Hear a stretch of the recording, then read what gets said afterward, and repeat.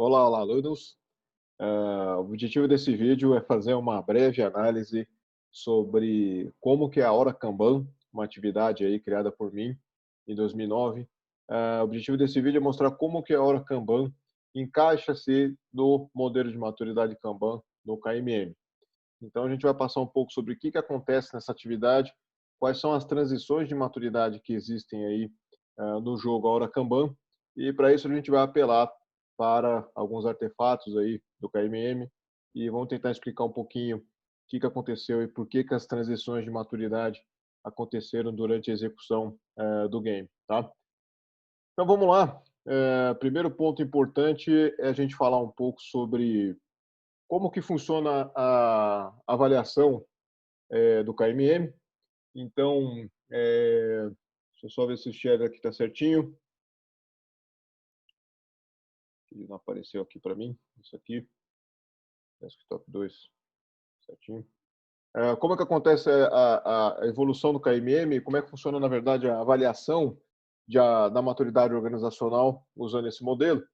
E o KMM ele não comete os erros que cometemos no passado com modelos de maturidade, porque o KMM não é simplesmente você ticar as práticas e falar, olha, eu faço essa prática, faço aquela outra prática e por conta disso eu estou na maturidade e tal.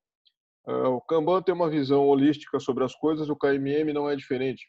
O KMM, nós queremos, na verdade, avaliar não só as práticas, não só o que a organização faz de palpável, mas também avaliar a sua cultura e também avaliar os resultados obtidos. Então, a junção aí desses 4 pilares, na verdade, são essas três pilares de avaliação e o que está aqui no meio, que é a evolução gerenciada, esses 4 pilares é o que forma a avaliação da maturidade segundo o KMM.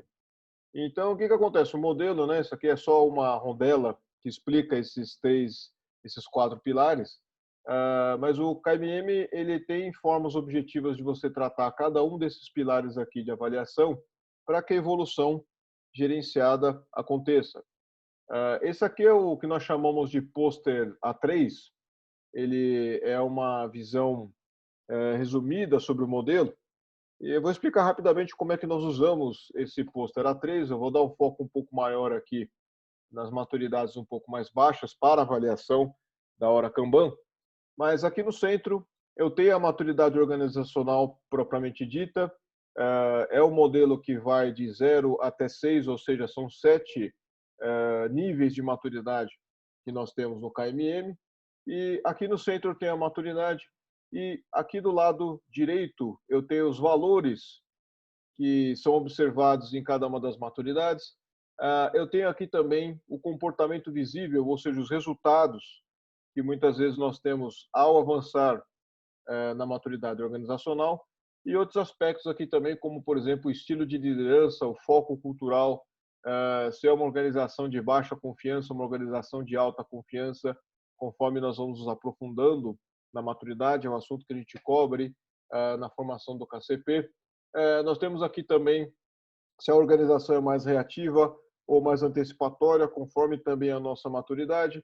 E este modelo aqui vai servir como uma base, um guia para a gente avaliar como que funcionam as transições de maturidade durante a execução da hora Kanban.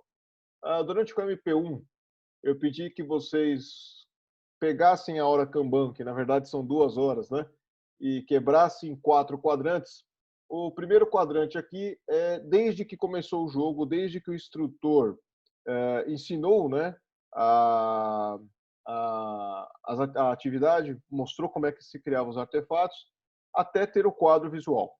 Tá? Até ter o quadro visual. Os valores, nesse momento do jogo, é a conquista.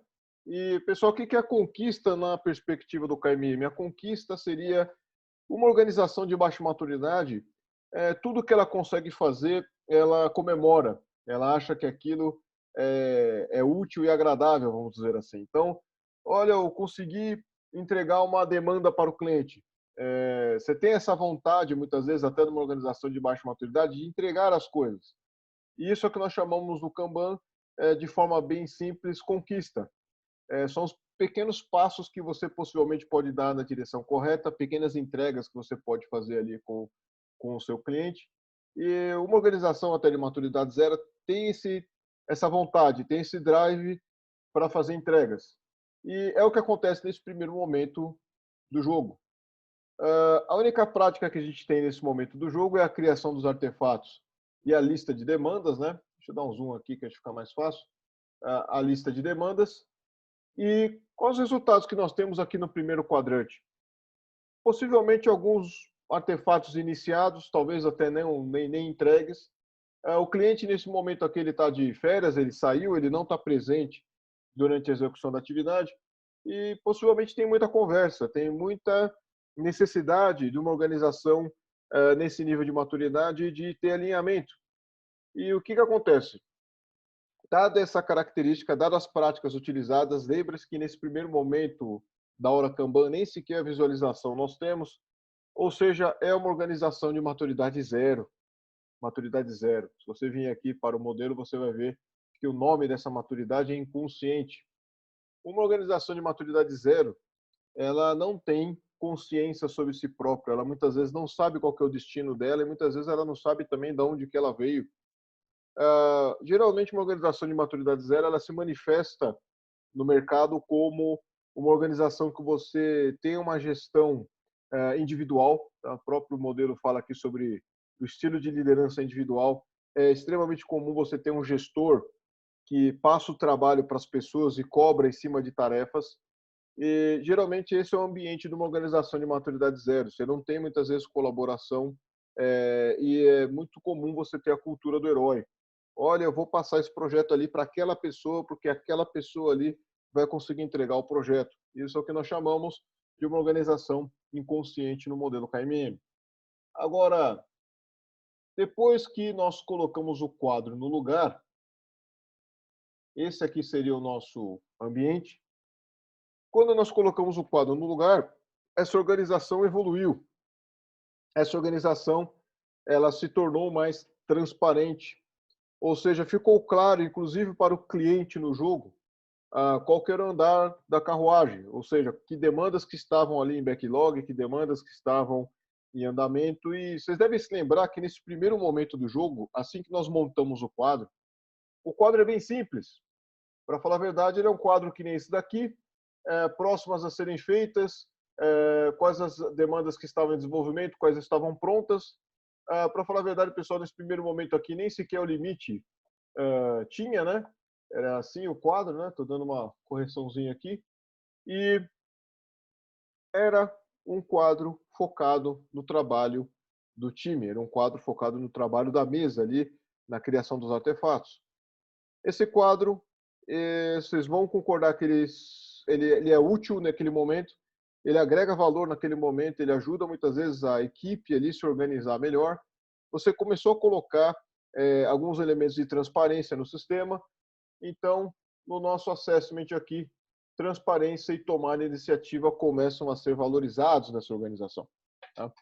As práticas que a gente começou a usar, o quadro, e também nós usamos uma classe de serviço, que é um conteúdo que nós desenvolvemos também no KMP1 mais adiante, não é no momento da execução da hora Kanban que a gente fala sobre classe de serviço, que é aquela demanda urgente do logo e do nome do produto.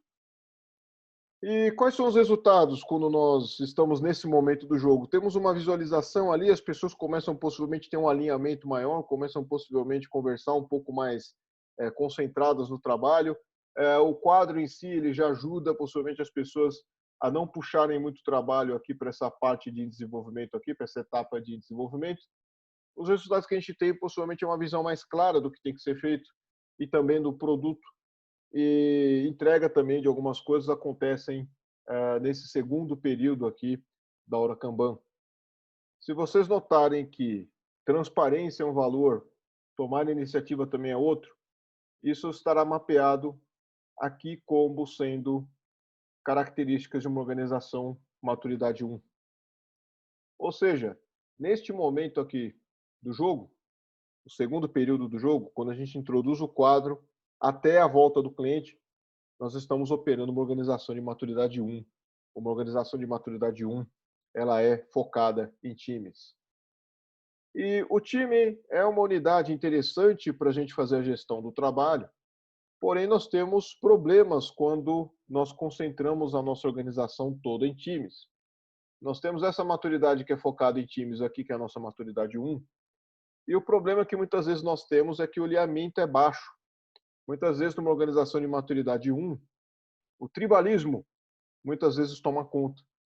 E numa organização de maturidade 1, muitas vezes nós sofremos o problema que, se caso eu tenha um projeto, caso eu tenha um produto, caso eu tenha uma iniciativa ou qualquer coisa que envolva vários times, eu vou sofrer de problemas de alinhamento, porque o tribalismo muitas vezes vai lutar contra o alinhamento.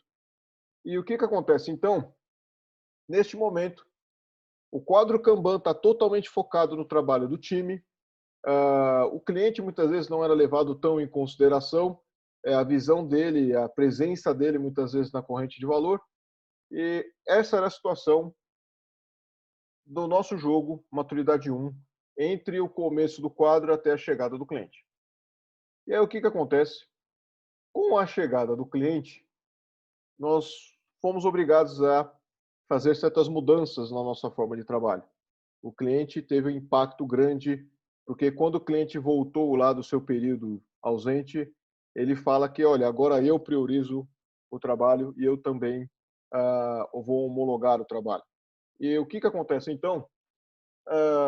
Neste momento, o nosso quadro muda, começo a ter uma visão mais profunda da minha corrente de valor, entram as colunas como, por exemplo, homologados, entra a coluna entregues também. E o que acontece com isso? Com essa visão mais end-to-end, nós começamos a trazer o cliente para perto. E neste momento, outras práticas que a gente começa a usar é homologação e priorização do cliente e também a visão do fluxo end-to-end.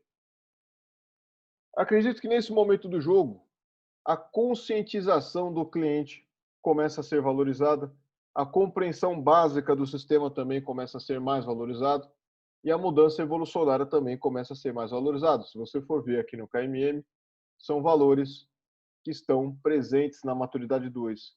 A maturidade 2 é orientada ao cliente. E o que nós fizemos aqui, para falar a verdade, colocando essas práticas, é para começar a voltar a nossa cadeia de valor, a nossa rede de criação de valor mais voltada ao cliente. E o que acontece então? Possivelmente os resultados aqui nesse quadrante é entrega de pelo menos possivelmente um release para o evento e também a qualidade aumentada. Quando você começa a ter o contato com o cliente, a sua avaliação de qualidade muda um pouco porque o cliente está fazendo parte agora da corrente de valor. E neste momento nós ainda não estamos em maturidade 2, mas nós estamos em transição para a maturidade 2. A maturidade 2 diz que nós estamos voltados ao cliente. Neste momento aqui, nós colocamos, na verdade, algumas práticas que melhoraram a nossa relação com o cliente, mas ainda não é uma relação de fato voltada ao cliente. Quando nós chegamos aqui, nos momentos finais do jogo, seria depois do evento, ou seja, depois da inclusão dos limites até o fim do jogo. Neste momento, sim, são colocados limites aqui, né, no board. Esse em desenvolvimento aqui passa a poder aceitar no máximo 2. Esse próximos aqui também passam a ser no máximo 2.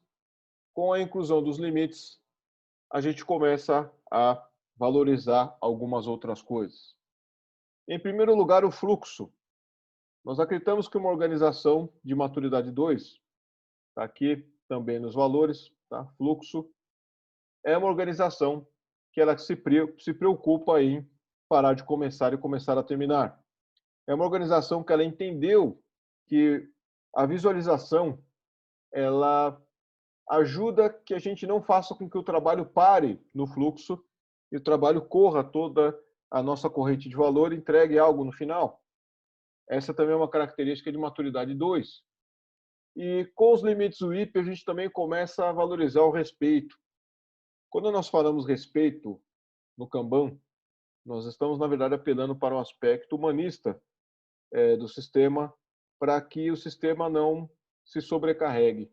para que as pessoas não sejam abusadas no ambiente de trabalho, para que eu tenha um ritmo sustentável de trabalho, não trabalhe além da minha capacidade.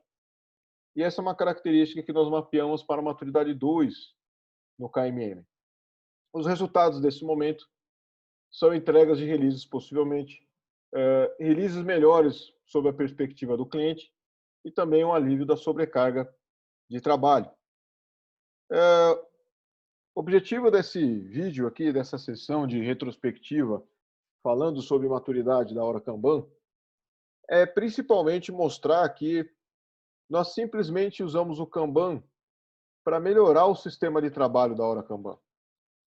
Nós pegamos a organização do jeito que ela era e, conforme nós fomos usando as práticas do Kanban, essa organização se tornou mais voltada ao cliente. Ela se tornou também mais respeitosa, como eu falei, no sentido de não abusar das pessoas, fazer com que as pessoas trabalhassem no ritmo sustentável de trabalho.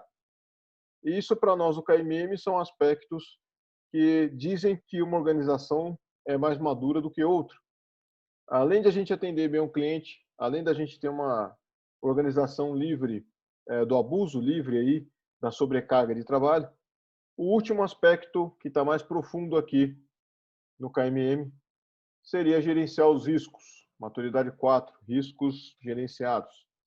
Mas isso é um passo que a gente não consegue chegar na hora Kanban, e isso está mostrando para nós que a hora Kanban, na verdade, é uma transição de maturidade zero, de maturidade zero para maturidade 2, de um sistema inconsciente para um sistema orientado, pelo menos, ao cliente.